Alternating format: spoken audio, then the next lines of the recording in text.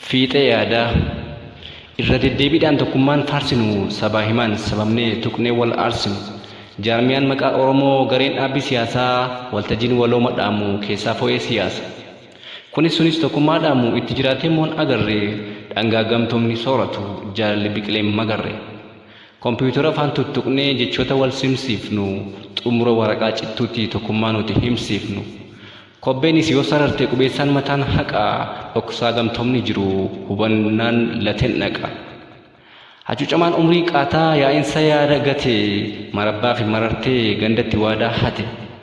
Yaada gargar cabsanii ulaa keenya saaqanii kaabaa nuti yaa'anii marabbaa keenya laaqanii keessaaf alaan qooddatee gareen gareetti gaddee gaafas tokkummaan weerartee baddee barbaacha baddee. Baddee barbaacha baduun lukni fagaachuun naateeni dhaamsi gabaa keessaallee bifattiin manaa baateeni. Tokkummaan tasa dhabamuun har'a jaara tokkoof qixxeedha. Lubbuun jiraachuun laalleen jiruun du'aan qixxeedha. Bifa ittiin si akeeknu dheeraa gabaabaa ta'uu kee daandii dheeraa imaltee aardii kamiin ga'uu kee. Jarri sitti roorrise keessumarraa si kaase waaqni baga jiraate silaa lubbuu si baase. Erga gaafati baddee Oromoon barbaacha kee joora dabaree faanna'ii wal furtuun alagaan sitti moora. Kallatti afurii marsee sin dadhabne faana buutuun ciccinee onnanneeti jiraa kee yaana guutuun nuti argaaf si yaanna alagaan lubbuuf si gaaddii iyyafataa kee abaartee barbaadaa keetti aaddii.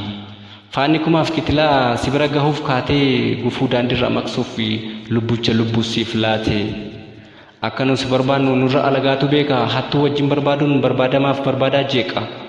Daandiin barbaacha kee filame dhiyeenya hayyuun fo'e luuccisa sakattaanaan nu faana diinni lo'e.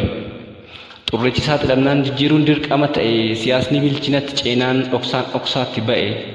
Muummee kamtu ceesisaa hundumtuu baruuf kaata xumura fiixee yaadaa icciitii hooggansatu baata.